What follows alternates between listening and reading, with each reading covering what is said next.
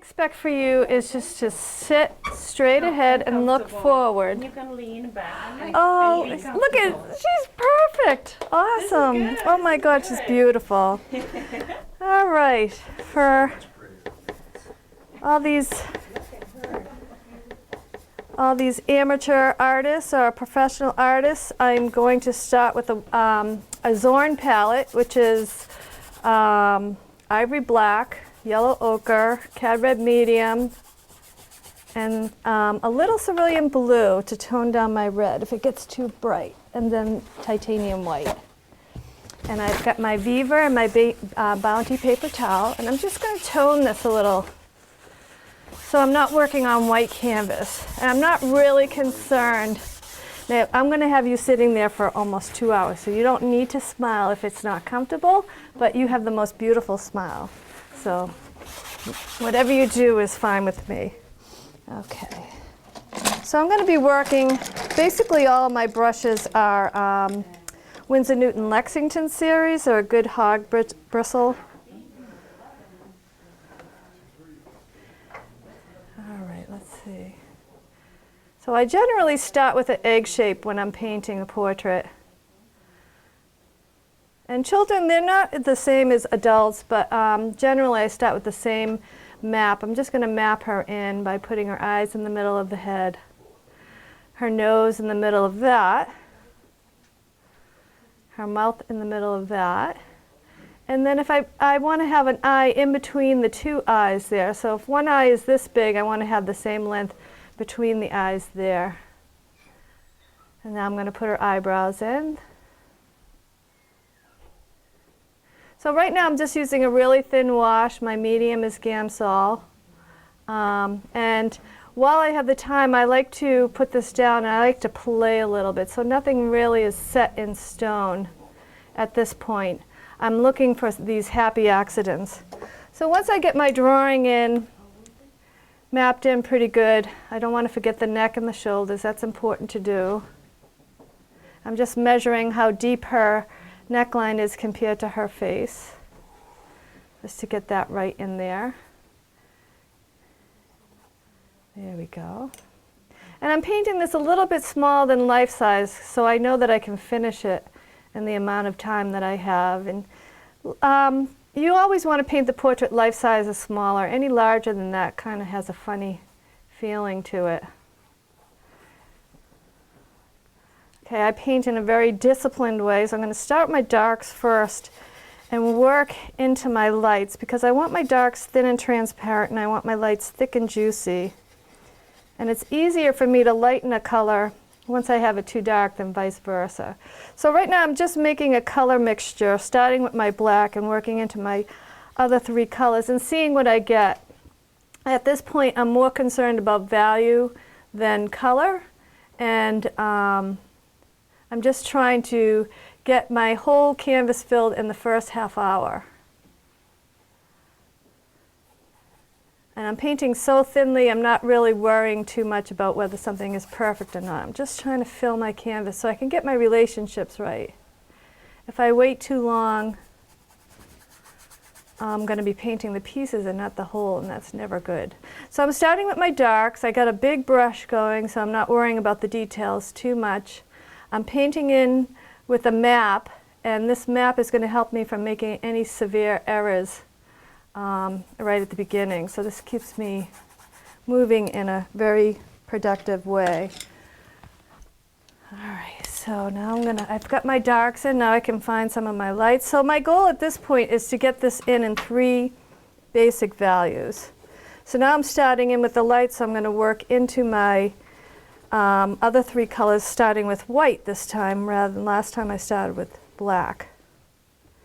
Okay, now John Singer Sargent always likes to paint kind of a yellowy color here, pink color in the middle of the face, and more blue as it recedes from the light. And the reason for that is there's a lot of flesh in the middle of the face, so you have a lot more pinks.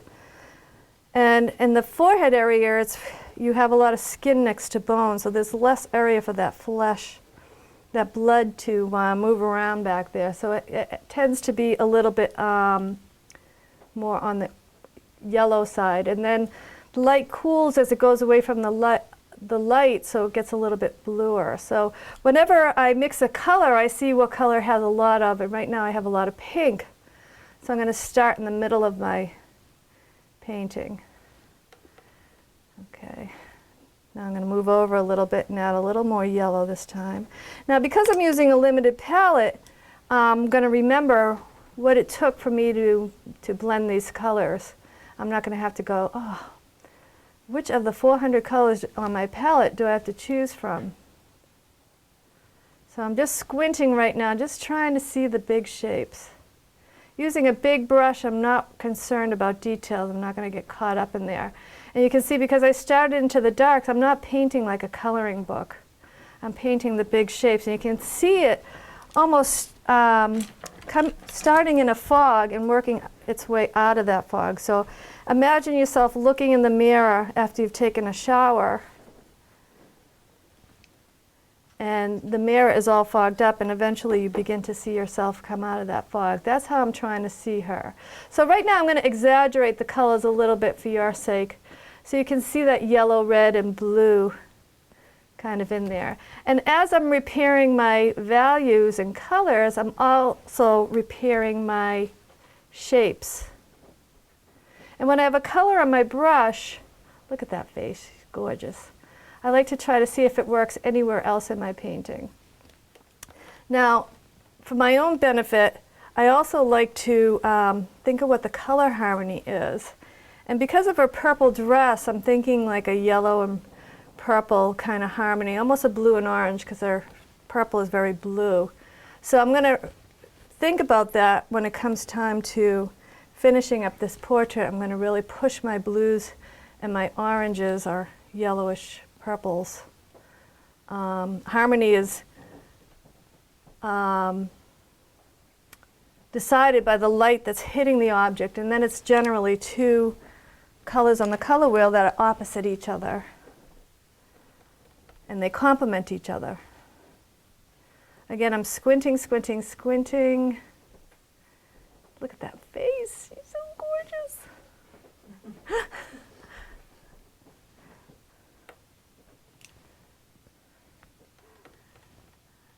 So I'm slowly going around. What I like to do is work from dark to light. You can see I went from big brushes to small brushes as I'm working into detail.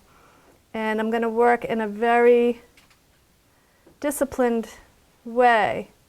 I'm filling this in to the best that I can. So I'm filling my whole canvas. I'm not worrying about the details. And I'm going to Viva paper towel this and start over again. So I'm just going to make this a little bit darker than I see it.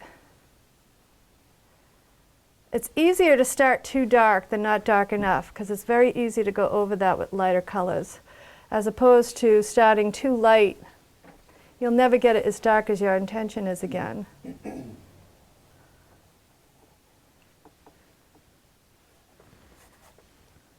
So I'm starting, so basically still I only have 3 values. Now I'm just going to go into my, for the background, go into my landscape palette. I want to kind of develop this bluish purple in here, just so I have a color to go by.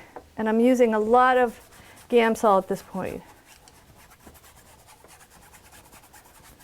Again, you can see it takes a lot of effort not to just work on the face. You have to work everywhere to keep this moving in a productive way. Because if I just work on one piece at a time, I'm going to be painting the pieces and not the whole. And there are a few artists out there that can do it that way, but if you're a beginner, I think it's impossible to start that way. And now I'm going to get her shirt in. Not worrying about those checkers yet. I'll put them in eventually though. So I'm going in with a little cerulean blue and cad red medium to make a purple. It was too blue, so I'm going to add a little bit more red. And that's closer. Again, I'm worrying about the value more than the color at this point. And I'd rather start too dark than not dark enough, because you can see I just did a little too dark in there. Now I'm coming over with some lights.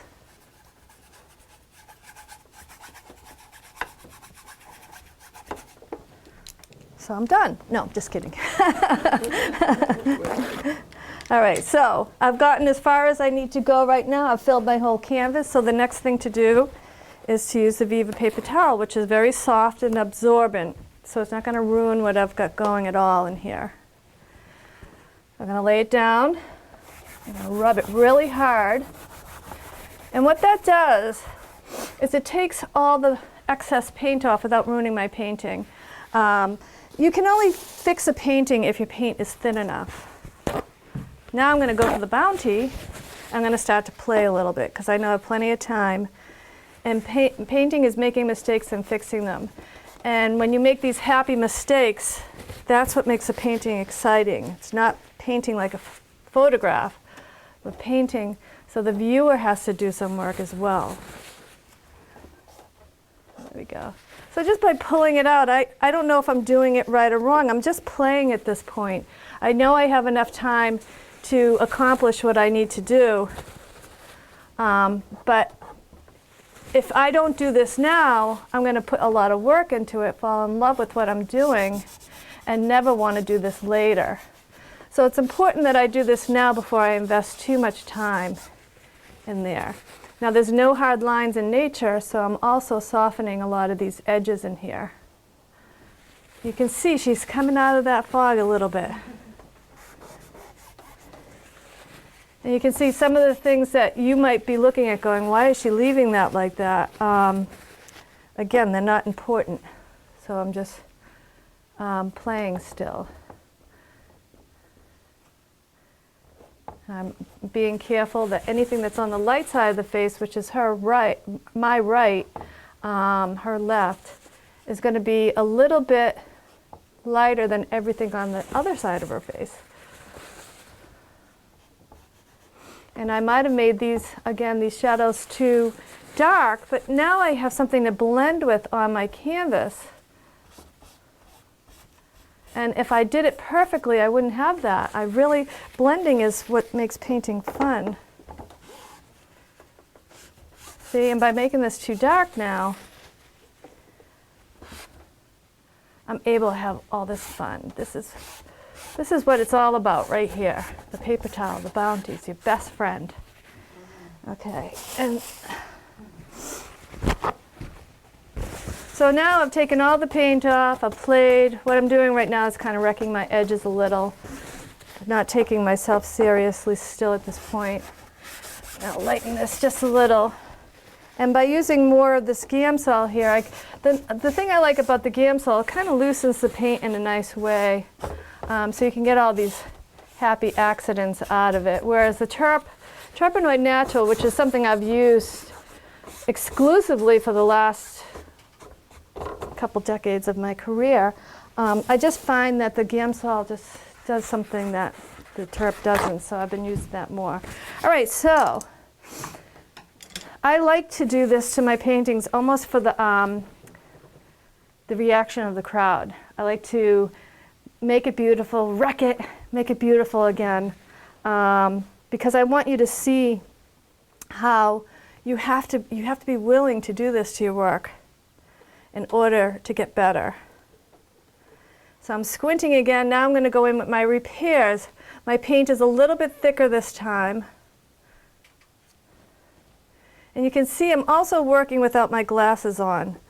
I can't see this very well without my glasses on. I need reading glasses. I can see her better than I can see this, but I'm getting to the point now that even seeing far is hard for me, which is great because it keeps my painting very loose and soft for a long time.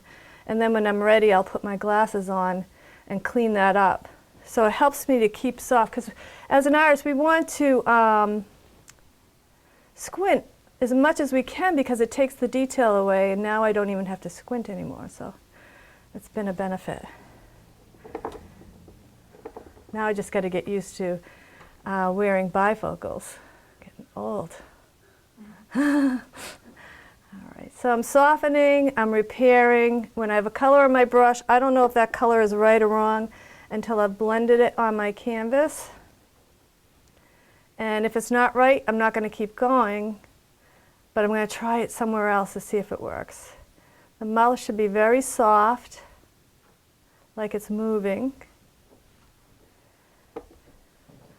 So what John Sandon would do is he'd put it in perfectly and then he'd wipe it out and then he'd put it back in again. Look at that face. You are just the best model, honestly. And she is a budding artist too, I hear. So this will be great. She can use this to look at and hopefully inspire her.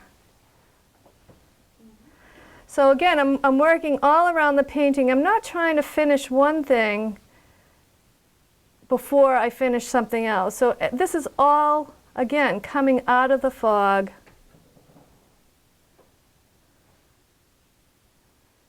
Slowly.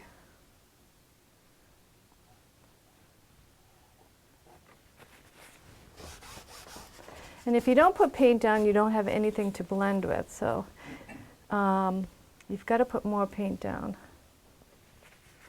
And I'm just softening my edges as I'm going along. So if I'm painting her mouth, I'm not looking at her mouth while I'm painting. I'm actually painting, looking at her eye and seeing how that relates. Now it's time for the maul stick because I want to start going into a little bit more detail. I need a steadier hand. And this is just a dog training stick here. I know if you buy a maul stick in an art store, you have to screw them together. But this here, it's an elastic, it's hardy, it's lightweight, and I've had it for a long time. And if you go to a pet store, you ask for the pointer sticks for dogs that are in dog shows, tell them where to go next. Yeah, and it's awesome. One of my students gave it to me, Carol.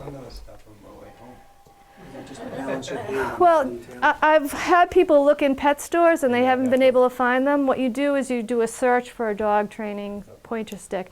And they should be about $16, which is the same price as a maul stick in an art store. So now I just put my glasses on. I'm like, wow, look at all that paint on there. Which is something I wouldn't have done if I painted with my glasses on. I would have gotten all nitpicky and overcautious. And you don't want to do that as an artist. You want to have fun and take chances. And again, by starting too dark and working into the right color, you're going to put more color down rather than less. And you can see I have lots of brushes going too because that way I don't have to keep mixing the same my colors over and over again. Time is your commodity when you're an artist. And cleaning my brush over and over is a time sucker, and I don't want that. I want to be able to just go back and forth within my brushes and just pick out the right color.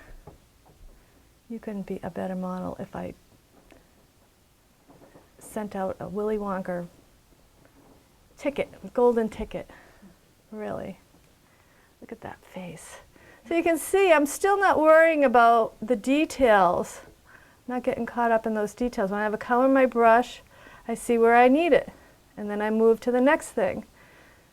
So at this point here, you might ask yourself, what do I do next? What you do next is you ask yourself, what's the worst thing in the painting, and fix that.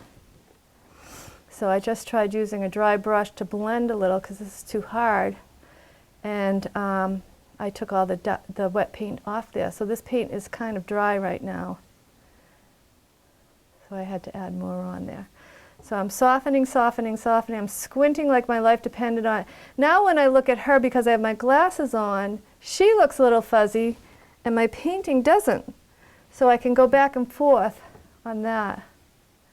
So if I bring a line straight down from her tear ducts, her nose should be no wider than that. I just want to soften that down a little bit. So when you get stuck painting a portrait, you want to ask yourself these important questions. Does your map line up? So that means she's smiling, so it's a little bit different, but if you're looking at somebody straight on who's not smiling, if you bring a line straight down from their pupils, their mouth should be no wider than that. I have the eyes in the middle of the head. Starting from your darks to your lights, asking yourself about color harmony. Now this eye, even though she's got brown eyes, this eye has to be a little bit lighter than this one, because this one is surrounded by dark, so it's going to be up here dark, but this one's surrounded by light, and that light is diffusing its way in there. Look at that. She is unwavering. Okay, and the only really hard spot you should have in the face is in the corners of the mouth. In the mouth, the only hard places in the lips should be on the corners of the mouth.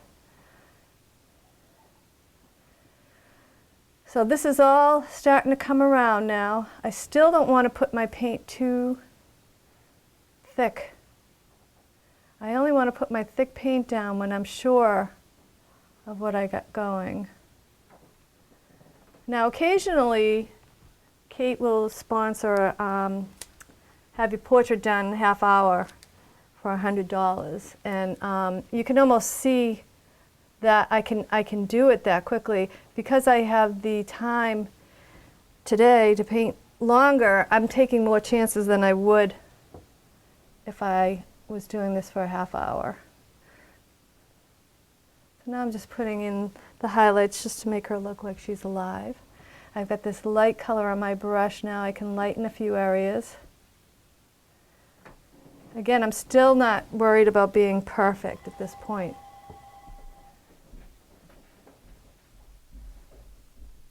Now, would you like a little break, or how are you feeling? I'm fine. Okay, good. Awesome. But it's okay if you need to take a break, you let me know, okay? Because I know sitting there, it looks easy, but it's not, and you're doing a really great job. So also, I mean, when you're painting, it's not all about making it look like the person, too. You have to think about your edges and your color harmony and the way you put the paint down, the thickness and the thinness, the variety of stroke. So it's not just about looking at, when you see a really fine portrait, it's not just about it looking like the person. You want to get some energy in there, emotion, you want to tell a story. So the painting sometimes doesn't even have to be well done. If it has an emotional quality to it and an energy and it's telling a story, sometimes that's more important than a technically perfect painting. So I'm going around, I'm slowly fixing one thing at a time, making the worst thing the best. The worst thing the best. Not necessarily finishing that worst thing, but making it better than something else on the page. And moving around in that fashion. So you can see it's starting to get there. Now at this point too, you have to stop being, again, disciplined, and that means you're starting to get tired because this is extremely hard work, and you get fatigued very quickly. And if you just continue sometimes and paint and you're tired, you're going to do what I call la-di-daring, and that's like, oh, that paint feels great, just putting it down there, but you're not concentrating, you're not focusing, you're not comparing. So that's against the law. I tell my students, la-di-daring is against the law. So I'm just going to clean this up here. So you can see there's certain things that I'm sure that you're looking at that are in your face wrong, but I'm not concerned about them because there's other things that are more wrong, more that need more attention first before I can paint that other part accurately.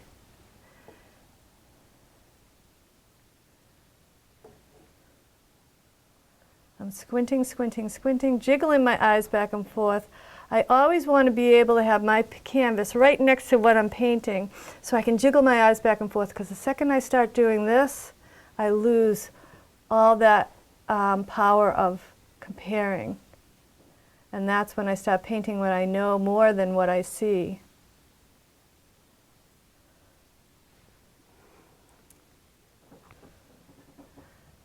So I am giving a life drawing class, which begins with portrait painting, so I can really teach you the fundamentals at Marshfield Hills, the North River Art Center in Marshfield. And I also give a still life class. So if you're a beginner, I know there's a couple of there here, I teach you all the fundamentals, and I really help you to begin painting accurately and disciplined in a very short amount of time. I always say you'll be a diva by the time I have you for 8 weeks. And I've got a couple young girls, not much older than my model here, that I teach, and they're doing some wonderful work.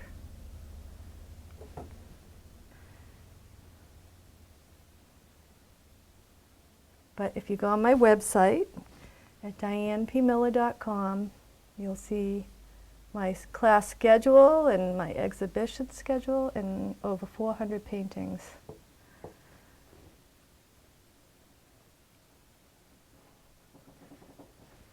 There. So at this point now my painting is starting to get too thick again. So it's a good time for me to stay disciplined, wipe down my painting. And the trick is not to get this to move up there. And at certain point, once I get to a certain point, I might not do this over the whole face. I might do it where I'm just working, so I don't mess up all the good stuff that I've done. But at this point, I'm pretty happy with it. So also to stay disciplined, I promised myself I would do as I say as well as what I do, and that means using mirror. And what happens when you use a mirror is it gives you a fresh eye. It makes everything backwards so you can really see what your mistakes are pretty quickly. And it turns your eye on because you start, like I said, you're starting to get tired at this point. Whoop. And that's the nice thing about painting with oils and not acrylics, is if you make a mistake, it's very easy to fix it.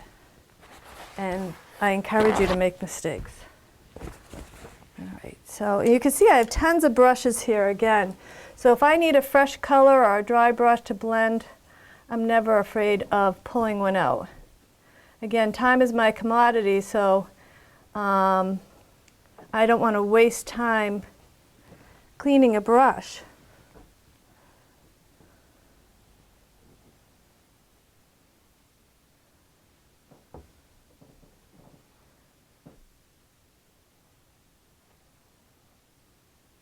And at this point too, I'm trying to get a little bit more accurate. It's really important that every time I do make a change that I look in the mirror to make sure I'm on the right track. You can see I'll start having a whole handful of brushes soon.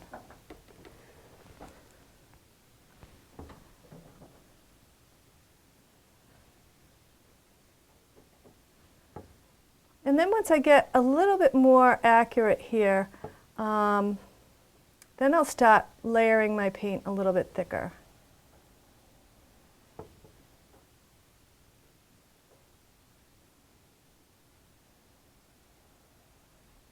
So you can see the way that I paint the eyes. Rather than paint the shape of the eye, I'm painting the color of the eye, the socket actually, and adding my lights to that,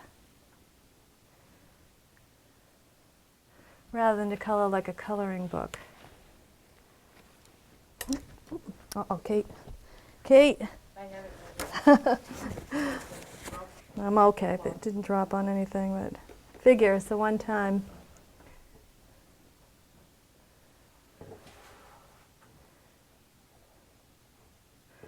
Okay.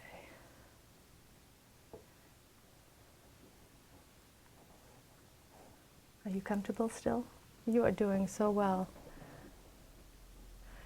Again, once you fix one thing, the next thing that's wrong pops out magically. And at first your mistakes are big, then your mistakes get smaller and smaller, hopefully, if you're moving in the right direction.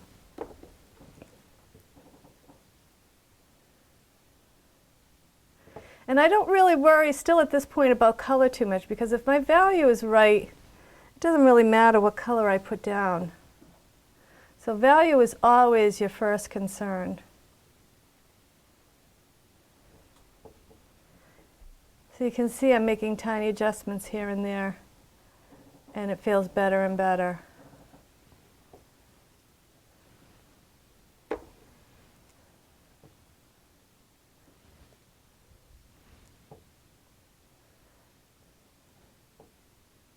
You are just gorgeous. Now in about 5 minutes I'm going to give you a little bit of a break because I need to clean my palette, because I'm going to go into the finish and I need a clean place to mix my paint. Otherwise I'm going to make dirty paint, and I don't want that.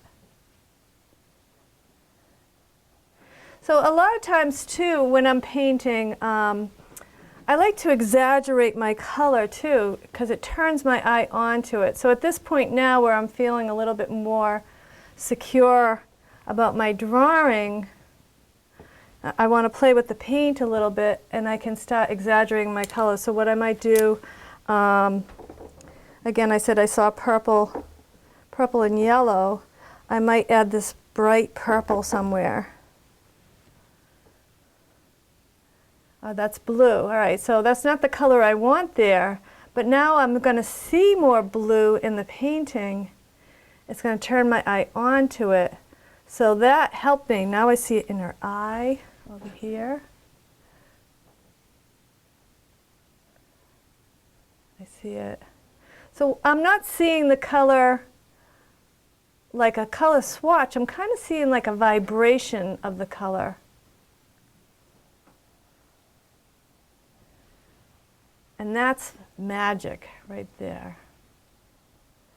So you have to turn your eye onto it. Again, you're tired. This is really, really hard work.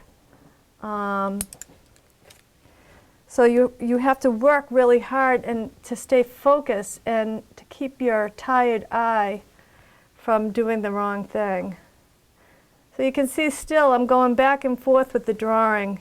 I know that you're probably, a lot of times, I like to cause that uneasiness, like, what the heck is she doing? When I have time, I like that almost like shock value that I try to get when I paint in front of people. Again, because when I have a student in my class, the word that I hear the most is, oh, I'm afraid to do this, or I'm afraid to do that. So I know where I have to move with those people to break that fear. I'm afraid to use too much paint. I'm afraid to do this. But that's just holding you back. You've got to go past that. I'm going to fix this here. Whoops, that's too light. Now see, I just put a light on the dark side of the face. Nothing on that side of the face can be as light as the lights on the light side of the face. So now that I have that light on my brush, rather than fix that, I'm going to use it, and then I'll fix it. Again, that's the disciplined way of approaching that.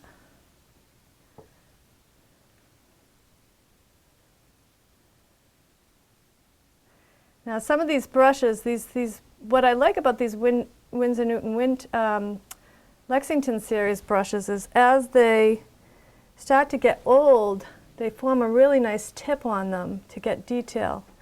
And then in about 5 minutes, that tip is gone and you can't use these brushes anymore. But while you have this beautiful tip on it, you can get these really beautiful details. How are you feeling? You getting tired yet? Okay, I just want to fix this one thing that I just did, and then I'll give you a little bit of a break. Because artists actually need breaks too, because it's tiring work. And what you're doing doesn't look hard, but it is. Right, Kate? I know. And Kate is one of my favorite models. That's her latest piece. I paint her about every 5 years. And that's the newest one there. So you can see I could have fixed it with a brush, or I can use my paper towel. And you have to use Bounty, all right? Don't use the cheap brand. The cheap brand is not as thick and it crinkles, so it's not as soft. The Bounty is stronger, so it can pull the paint around. The Viva, you can't really pull the paint around. It's a little more absorbent. So you do have to use both. They do have their own place. And the more you experiment with it, the more you'll understand what I'm talking about. It's just magical. So when I paint for myself, I'll go and I'll paint with these other artists and we'll paint the nude. And I paint probably the first half of my painting. I don't even use a brush, I use a paper towel. Just to keep it soft and see what I get out of it. Let me just double check that again. All right. Getting a little bit closer. I'm going to give you a little break because see how my palette is really dirty? I'm going to clean it. But I want you to time me on how long that takes to clean. Now I have all this clean area and plenty of paint to repair what I've just done. When I have a color on my brush again, I want to use it in a disciplined way of moving all around the painting. And feel free to ask questions as I'm working, because I can paint and chew gum at the same time. See, just bringing that nose down, I didn't see that before because I was starting to get tired, so I have to give myself a little bit of a break as well. And now I want to be more careful. I've got my whole canvas covered.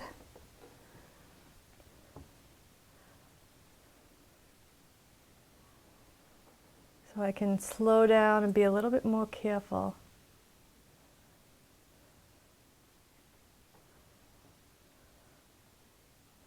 So I made the nose a little longer. I want to bring this cheek up just a little bit.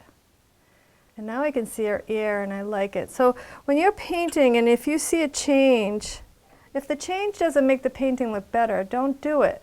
But if it does, go for it. And hair is so subjective. I always like to wait until the hair is doing something beautiful. So it's like when you're painting outside and an animal walks into your painting, that's magic. So you always want to be aware of that unexpected great thing that walks into your painting.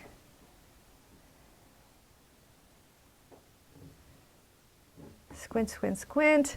Again, I'm still not taking myself too seriously. I'm still allowing myself to have a little fun because I know I have enough time still.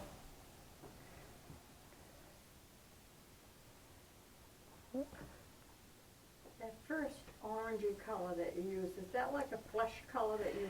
Yeah, basically what I'm trying to do is find that basic flesh color of the face. Again, what I'm generally doing is just trying to fill my palette, get rid of the white on my canvas.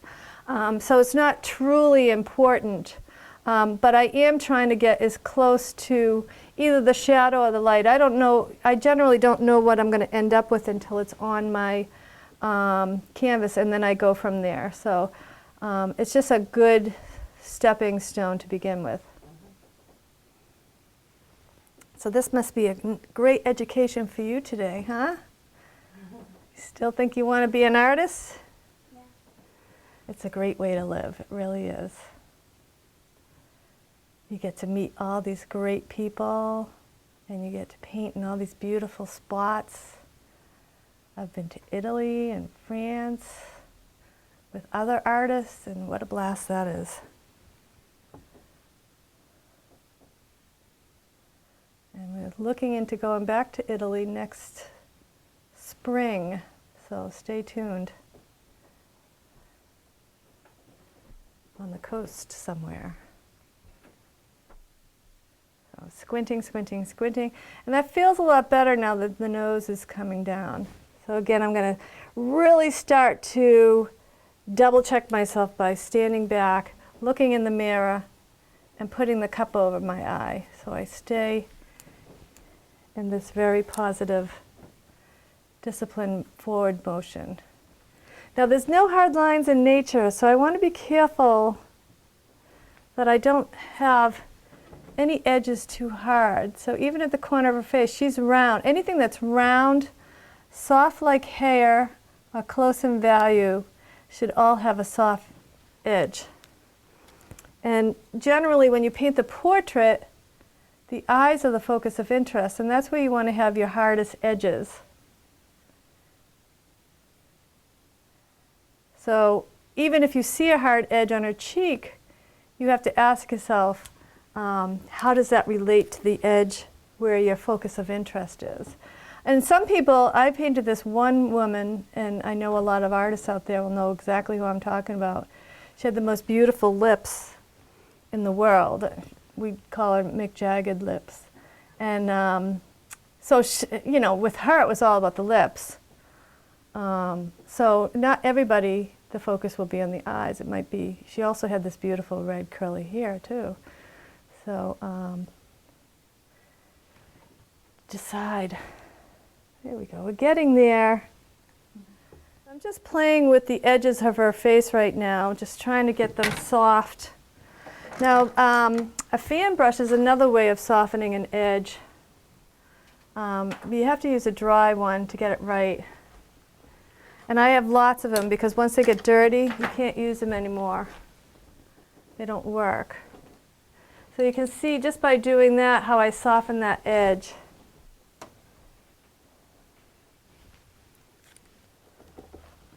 So now I really have to start putting in the details. And I'm feeling okay at this point with the outcome. I know how long it takes to get to where I want to be, and I'm feeling pretty secure about that. You know, painting, when you paint, a lot of people say, oh, when should I call it quits? You want everything to be at the same level of finish. That's the trick. You don't want one thing to be better than the other. See, right now I've really neglected this area in the face, so now I've got to get to it. There's no ignoring it anymore because it's the worst thing in the painting.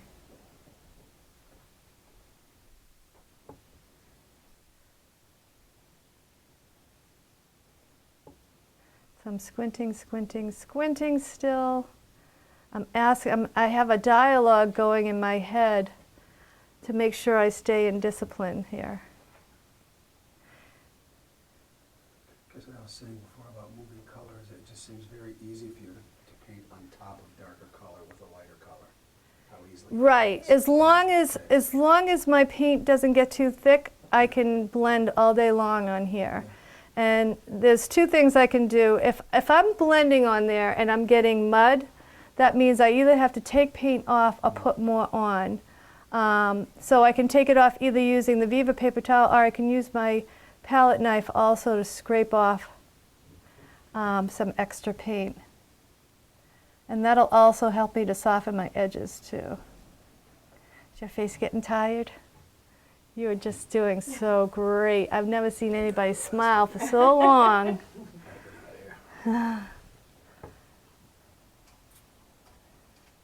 Now, Mark, if you sat up there, would you have smiled for as long? No way. Would not have been a smiling picture. So I'm squinting. So you can see, because I didn't take myself seriously, too seriously, at the beginning and had some fun, I still have enough time to do the other stuff too. Now this is starting to feel a little closer. And now I can really start going in for the kill. And this is... Wasn't so much too much shadow on the right, it just so you can have the definition of the jaw and the... Well, it's still not completely right, but now I have it a little bit better. It's always a give and take. So you fix one thing, the next thing is wrong. Now I'm going to kind of go in with some big brushes and see if I can get that magic to happen too.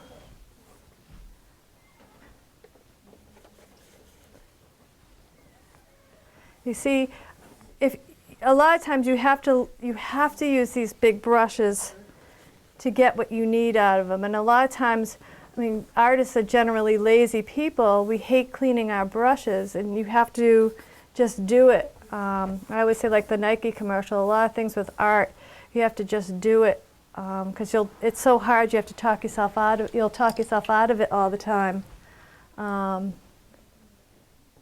your brushes in turp afterwards, and how long do you do that? To clean my brushes, I put about an inch of, I'll use the Terpenoid Natural, and that's why I used that all the time, pretty much exclusively before, because the Gamsol doesn't clean the brushes as well as the Terpenoid Natural. So I'm like, if you're just going to use one thing, use the Terp.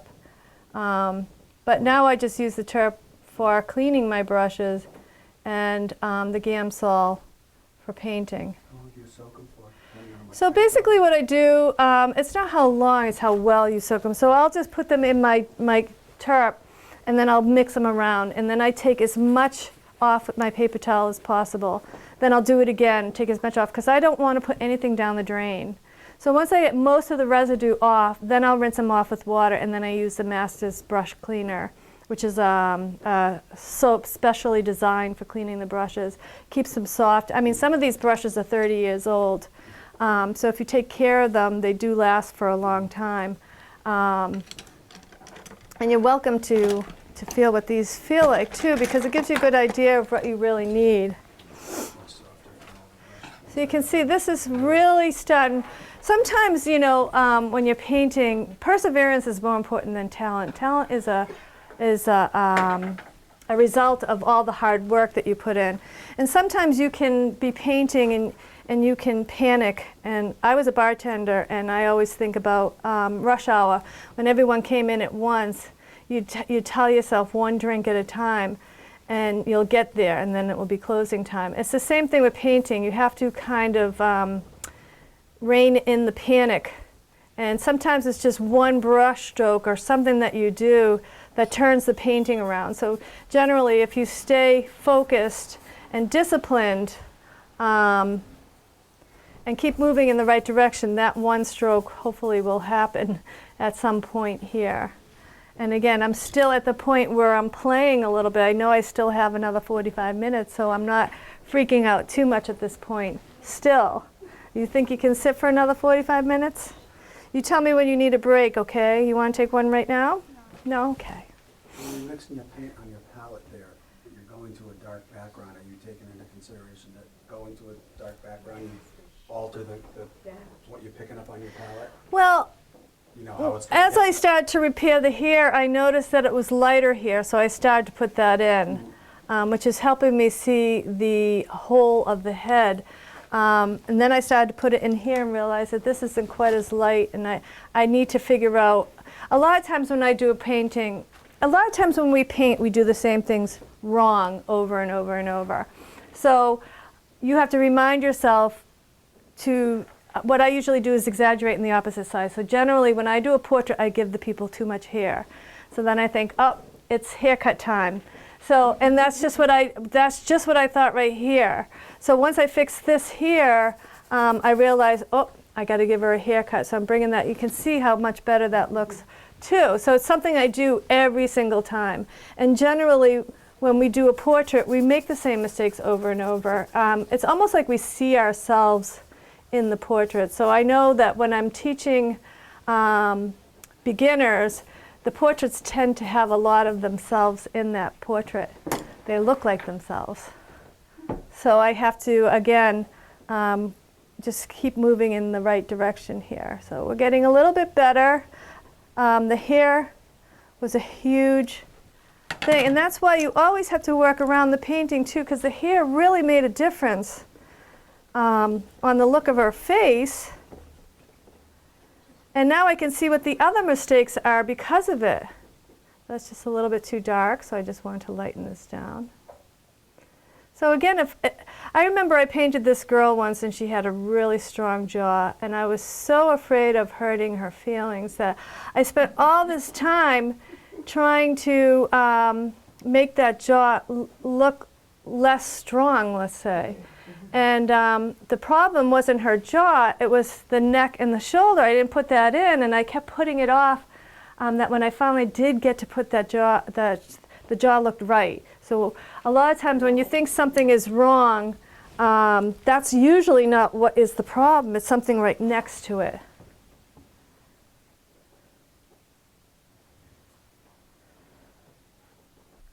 So now that I made the hair better, I can see other things that are need attention to.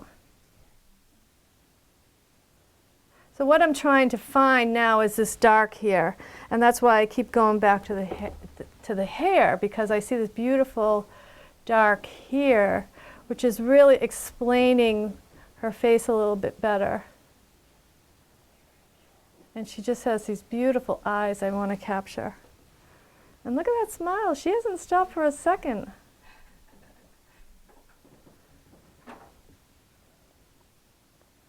It's a terrific likeness of her.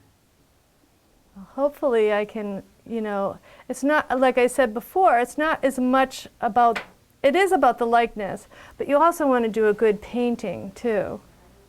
You want it to say something. So if somebody saw the painting that didn't know her, they'd still want to buy it. That's what you want to end up with. So I'm just going to steal these back here. And I want to start laying the paint down a little thicker now in some areas while I still have time to play. So now it could be my stroke, a stroke that I'm putting down. Variety is the spice of life when it comes to painting. So you want some areas that are really thick and some areas that are really thin. And you want your thick areas in your light areas, because when the light is striking this, you want it to hit the thick areas, not the thin, because that's going to make it look even lighter. So if you put your darks too thick, the light's going to bounce off those thicker parts and make them feel lighter than your intention. So you want to keep the darks thin and the darks thick and juicy. So now here, again, I'm still exaggerating my color a lot. As I finish a painting, red is the most interesting color in the palette. It's the most exciting color. So I like to inject it into my painting towards the end so I can see more of it. Again, hoping to turn my eye onto it a little bit more. You can see just these yummy strokes here. Now it's turning into a three-dimensional painting rather than a two-dimensional. And so I'm almost going to be sculpting at this point, because I'm going to really put down my paint a little bit more.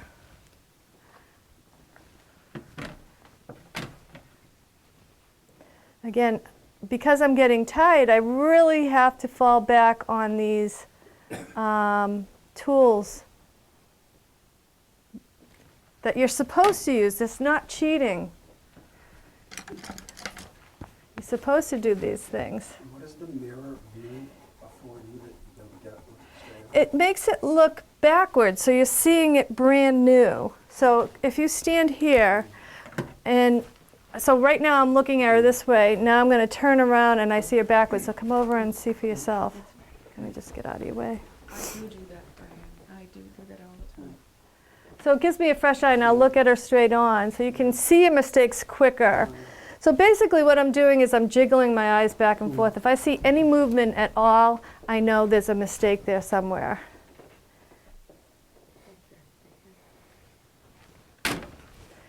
And it's a lot of little things that's wrong. There's nothing that's majorly wrong, I don't think, but there's a lot of little things. So I just open her eyes a little bit.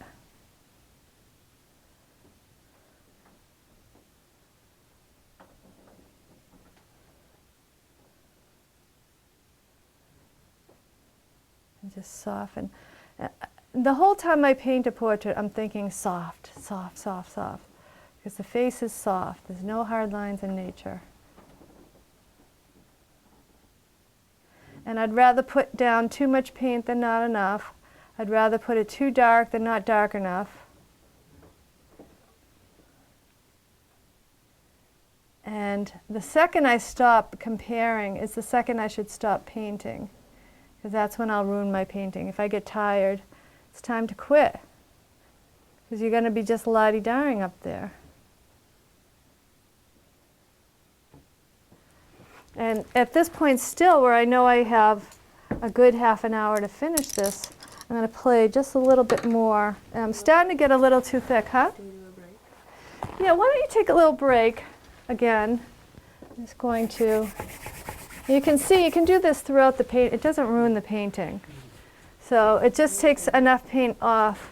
I just want to soften that too. See, what this is doing is it's taking off not a lot of paint, but enough where it's either going to be softening it. So now it's soft enough for me to work over and repair it. Or I might make a happy accident, which is never a problem, never a bad thing. We're getting there, we're getting there. Want to take another peek?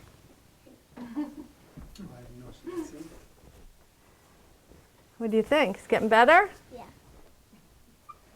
You can see what I'm doing too. I'm breaking the edge a little bit. There's an artist, Dave Chevalino, and he likes to do that a lot. He just breaks the edges and plays with them, waiting for that happy accident. If I don't like what I did, I simply just go back, but I might love that. Those are magical things that happen. Look at that. It just really helps to pull that together. Now I'm going to work on her shirt just a little bit, just to pull this together. Again, I'm going to go into my landscape colors a little, my cool red and blue, to add a little color in here.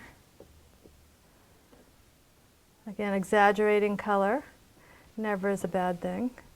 And while I have it on my brush, let's see if I can use it somewhere else. I'm going to put some color notes there.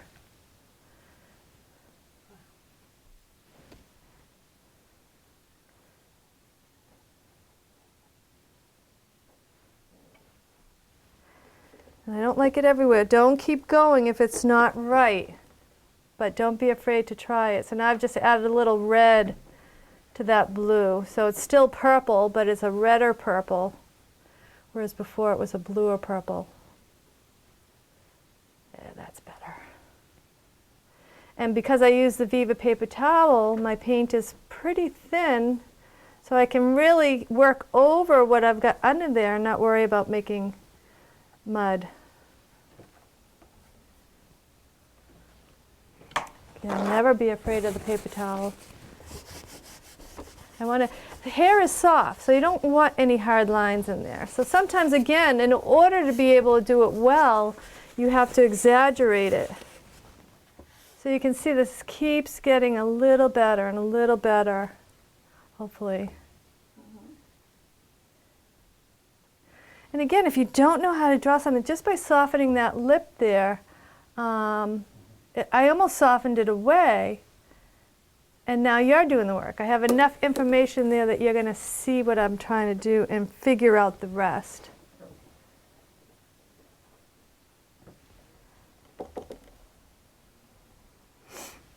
So what grade are you in now? Fourth. What I like to do also with models is, not with her because she's so fantastic, I don't have to encourage her to smile. But at this point now, I like to generally talk to the models and try to inject some of their personality in the painting. But this girl is all personality, so she's easy to do that. But by getting them talking, I might see how their face moves that are particular to just that person. Again, and that also is where some of the magic is involved. Like that's what makes Kate's dog portraits so fantastic, is she catches that personality, that characteristic that you can't photograph. It's something, it's an energy, it's something special. And that's really what you're paying for. Because a camera can take a simple photograph. You know, and people don't understand there's so much more to art than it just looking like something. You know, knowing about color harmony and the temperature and the edges and the energy and the storytelling and the years it takes to develop all that all together. I think people will understand now why artists need to charge what they charge and what makes one artist more special than the next. You know, there's all different kinds of levels of intelligence. Somebody told me there was like 7 levels of intelligence now. And this is so difficult. I know, first of all, it's difficult because I'm standing on my feet for 2 or 3 hours at a time, and sometimes when I paint in the city, I'll paint 3 or 4 paintings in a day. So physically, it's hard. But again, putting all this abstract stuff together and making something that is 2-dimensional look 3-dimensional is so incredibly difficult. And when you have somebody like Zorn and Sargent that do it as perfectly as they are, that's the highest level of intelligence.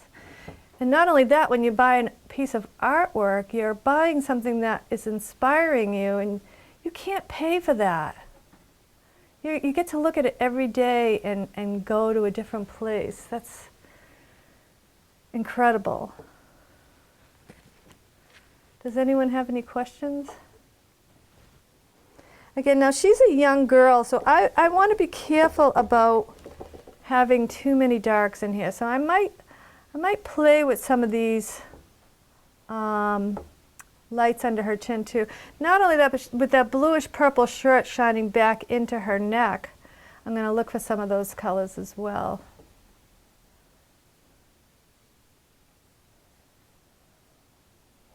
Your lessons would be 6 weeks and 3 hours once a week? Yeah, if that's what you decide to do, but I teach every day, so if you want to paint every day too. Now, I know. So my training, when I went to school, I went to Vespa George, and Vespa George was different than all the other schools because it was taught by artists who were professional artists who taught, not professional teachers who taught art. Okay, so when I was at Vespa George, I met Robert Douglas Hunter, Robert Cormier, so many unbelievable artists. And when the school closed a year after I graduated. So Robert Cormier and Robert Douglas Hunter put together an atelier. Now, if you went to an atelier in the early 1900s, you came out a superstar because they taught you one thing at a time in a very disciplined way. So if you were a beginner, you had to learn how to paint from a photograph, and you had to do it really well before they put you in front of life. Then you had to learn how to paint in black and white before you could paint in color. So there was a very specific, disciplined, classical way of learning, painting every day, full-time, year-round, to prove to you that it's not like people say, oh, I have to be inspired to paint. That's crap. Yeah. You have to be disciplined. And there's always, the nature always gives you something to paint. There's always something. Paint this bottle sitting here in the light. Look at the Coke can that's up there. Somebody else did that right here. You know, in my class, I had my students paint some Duncan Munchkins. Again, taking a mundane object, putting some pretty light on there. So there's always something to paint. So I went to school for another 5 years after I did Vespa George, and I painted full-time, year-round. And then from there, I took private classes from different artists that I liked. And so I actually went to school for 10 years, full-time, year-round, to paint. And then when I got out of school, I was still young enough that I could paint 3 to 5 paintings a day, 5 to 7 days a week. And that's what I did for a good, until I had my child. And the only time I ever took time off was when I was pregnant, and then when I had her, I went back to painting again. And I was a bartender also for 17 years, so that helped me to work at night, paint in the day, and do what I had to when I had time with my daughter. Now she's graduating high school, going to college, so my future plans is to do a lot of traveling and painting around the country. So so I went to school for about 10 years, and I've always, since I was 17, painted full-time and year-round. So a lot of people say, wow, you paint fast. Well, no, I don't paint fast. I paint accurately, which the fast is a byproduct of painting with discipline and painting accurately. And anyone can do it. Now, if you look around too, any artist that you see out there that is making money and doing well out there, they paint 16 hours a day. It's like any job. If you're an entrepreneur and you own a company, you're going to work 16 hours a day. That's how you do it. You have, and that's why you need passion, because if you don't love what you're doing, you're not going to do it. Then it's going to be torture.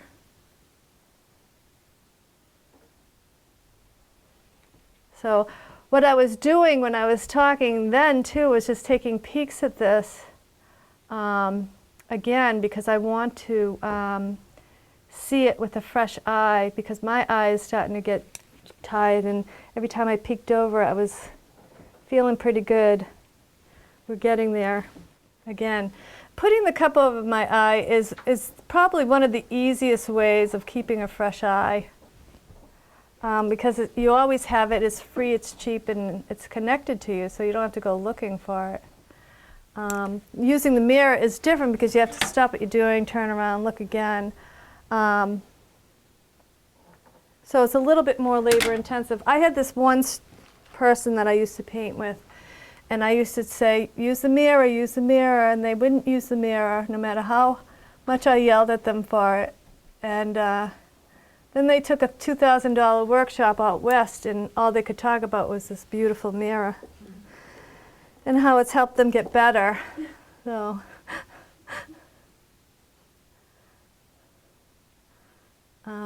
yeah, so I always tell my students too, you'll never have to unlearn anything you learn in my class. So even if you don't understand what I'm teaching you, if you do it, you're going to be on the right track. You're going to move in a forward direction.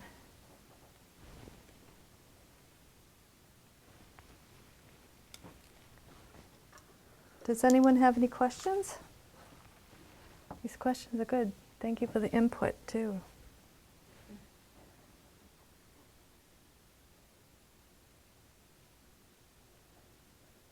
Now, mapping in the head again too, I'm always asking myself, where do I see the shadows? And basically when I paint the portrait, I like to have the light at 10 o'clock.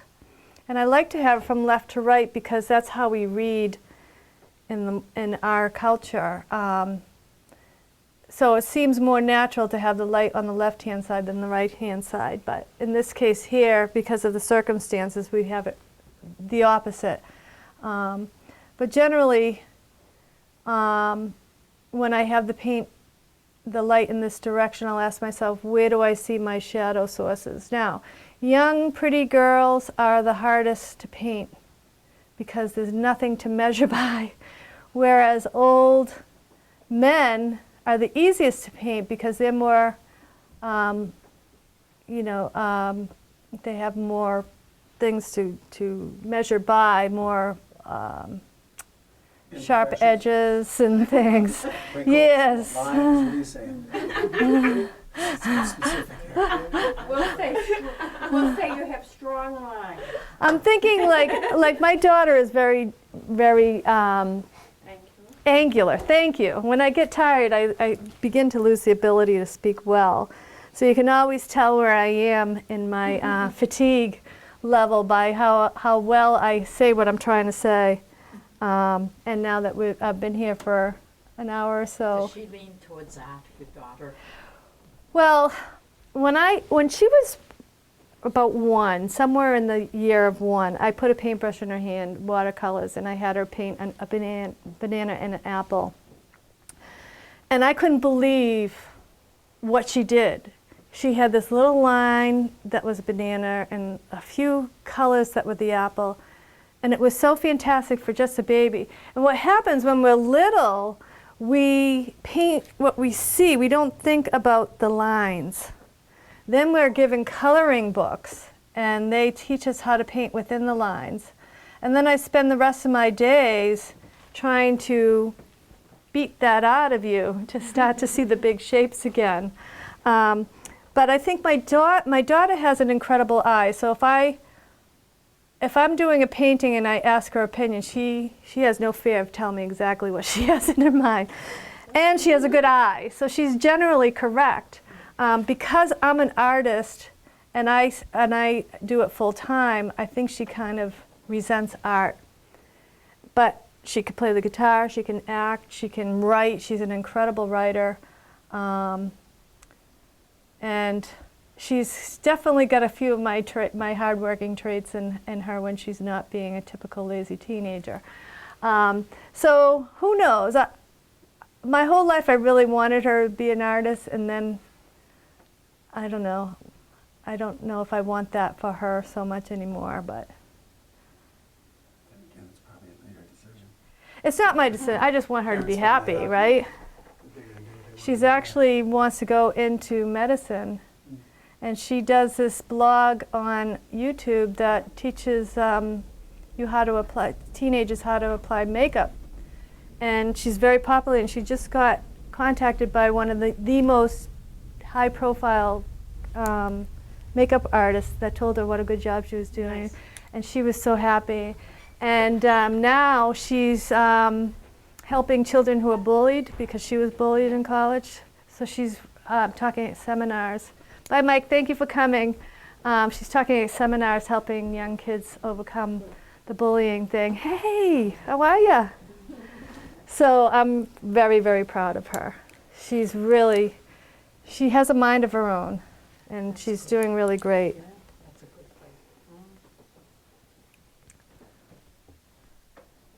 She goes to South Shore Tech, and they just had the norovirus there. So we're waiting to see if she's got it. They say it could take up to 3 days.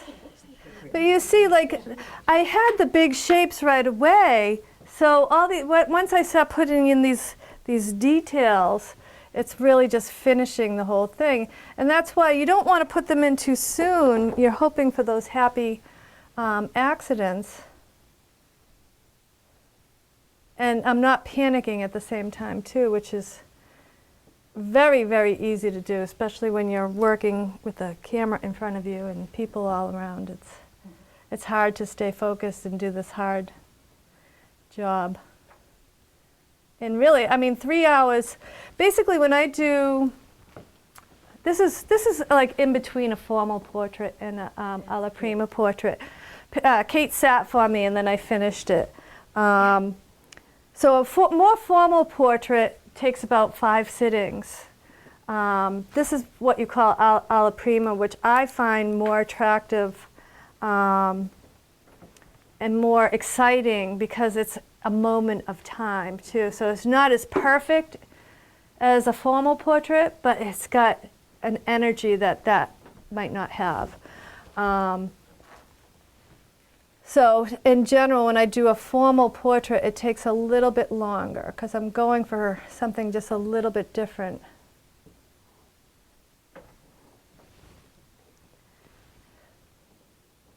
And now I'm waiting for those happy accidents. I'm going to play with the hair a little, play a little bit more with the neck, and look for those happy accidents so I can say, finished.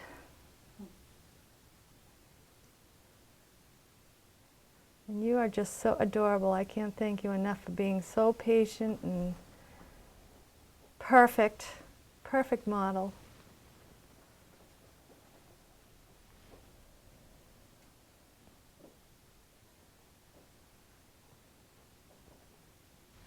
I mean, sitting in front of people, especially that you don't know, and especially as a young girl, this girl she's doing an amazing job. I can't tell you how difficult what she's doing truly is. It's amazing. So what I also like to tell my students is at the end of your painting, if you're just going to throw your paint away, then use it and see what happens. So you'll clean that whole thing off at the end and just throw out the paint? No, I won't, because I'm going to go home and paint some more. Believe it or not, I have a commission I have to finish. And that's my job, is to paint, and I don't do anything else anyway. So again, if you're an artist, you're never bored and you're never lonely, because there's always somebody that will paint with you, and there's always something to do.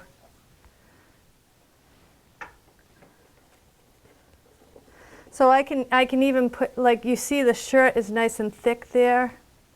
How fun that looks. And I still have a few minutes to play, so I can play with the hair. And you see how I'm not painting every strand, but I'm painting the shape of the hair, how it's bending on her shoulders, and how much more natural that looks than if I tried to draw every single strand. And then I can even take a dry brush and, again, this is another fan brush, and just soften. Now, when I paint, my paintings tend to go through a movie star stage. With Kate, she was Cher. She was a blonde Cher. I'm starting to see my aunt coming out in yours, and she was the Queen of Charny in Quebec, where she grew up. So you're reminding me of her.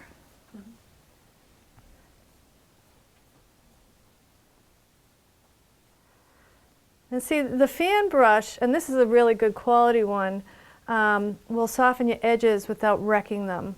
But they have to be clean. Once they get dirty, they don't do the job anymore. Whoop. See? Just proved my point. It's so funny because this is just a round tube in here, and I surrounded it by this bamboo thing. And I kept buying these fan brushes, and then they disappear. And one day the bottom fell out, so I had to replace it. And I found all my brushes were in the middle of the bamboo and the thing. It's like, score! I have all these new brushes. I was like, wow, my students taking them and not putting them back. No, it was me. You are just so adorable. I'm going to miss you. Look at her. She is so fantastic. Look at that smile. It doesn't get better than that.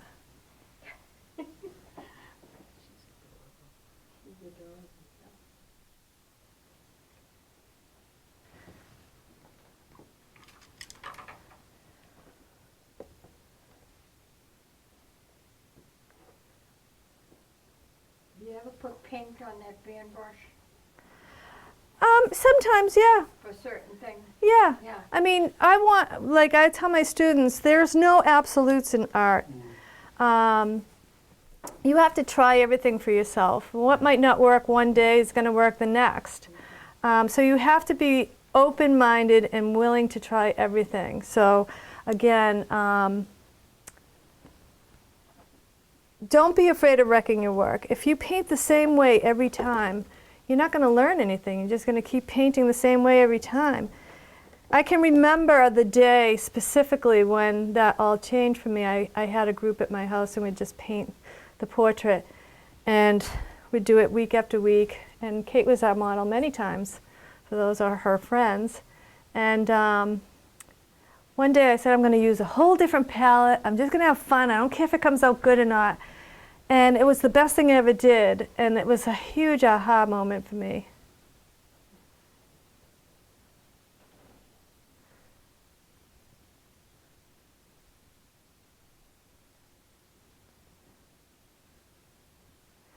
So you have to experiment and have fun. Fun is the bottom line.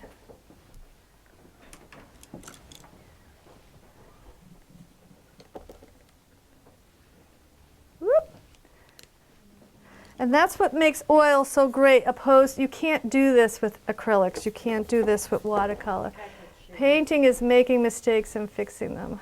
Now, if I'm starting to get too much paint down. There's my other girl that was supposed to model for me today. But look at who I ended up with. If I couldn't have you, Sue, second best thing, Well, yeah. I think she's pretty good. Yeah, she's awesome. So I might have too much paint down here.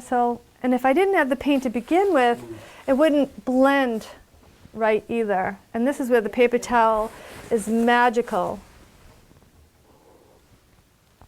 Keeps it soft. So I'm just going to do one thing, and then I'm going to call it a day. And let's just soften this neck down just a little bit.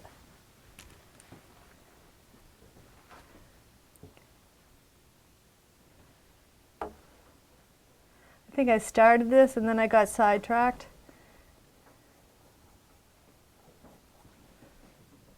Look how cute she is. Oh my goodness. I can't believe you smiled the whole time. That is just... Unbelievable. It's such a great portrait, looks just like her.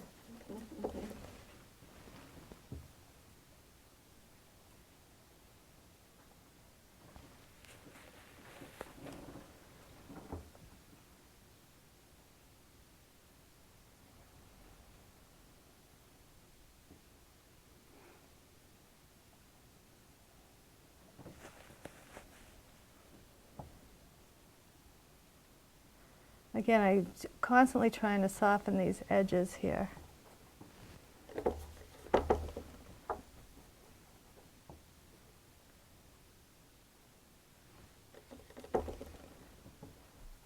And sometimes, again, I mean, I know I only have 5 minutes left, but I still have to be willing to take some chances. And this, now I'm using a little more Gamsol, which is kind of loosening up my paint a little bit. And still using my big brushes so I don't get into too much detail down here.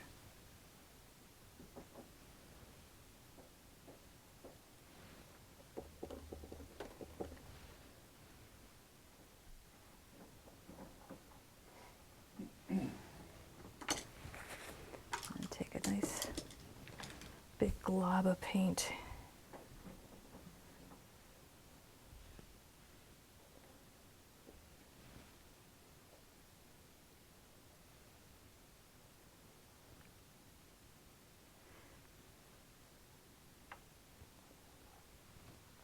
And what I could do, if I wanted to show that this is a checkered shirt, I could simply just draw 1 or 2 of these checks just in the right way, and the viewer again will understand that this is a checkered shirt.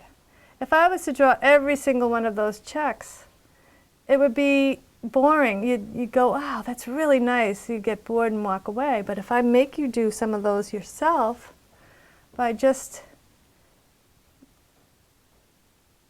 putting a few of these in, and that's just a little bit of detail that helps this painting too. I want to take one more fan brush, soften this edge. Perfect. I want to take my globs of paint again. Is that the one? Using up my white paint. Just fixing the shirt just a little. Oh, look at that. Yummy. And this is where you can be a little bit artistic and get away from keeping the face soft and having a lot of detail in the shirt. Again, variety. As long as you don't draw away from that beautiful face. Right, because that's what's drawing you to the picture. Right. Not the abstract shirt thing you're doing there.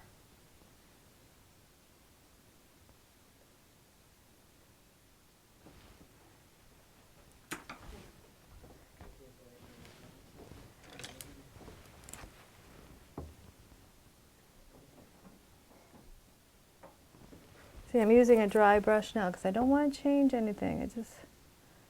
I'm still softening.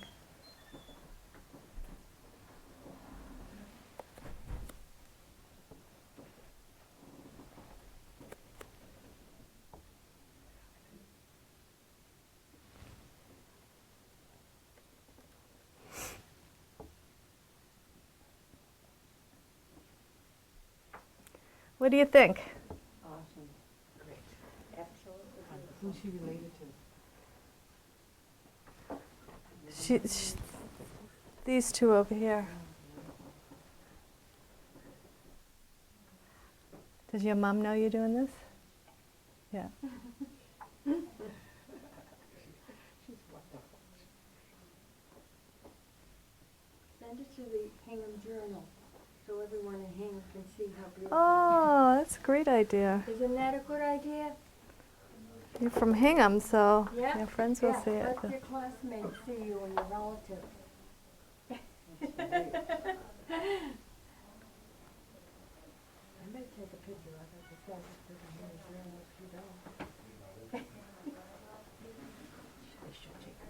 She will. We'll have you stand next to the portrait.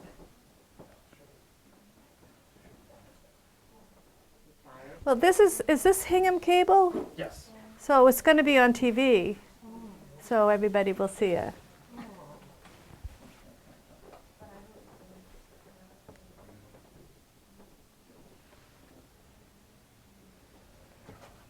Now the thing is, I could continue working on this for 3 days, so I have to let go.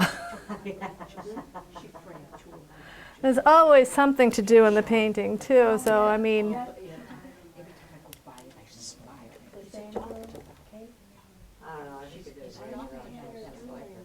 well, She knows, you know. Look at her, that looks just like her. Unbelievable. Magic. Person. Is her. She is. that's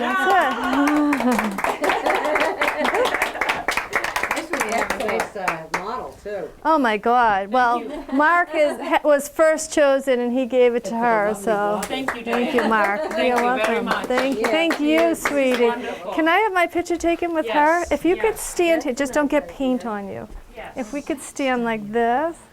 Okay. Yeah. All right. I'll say 1, 2, 3. I'll do one more. Okay. Okay.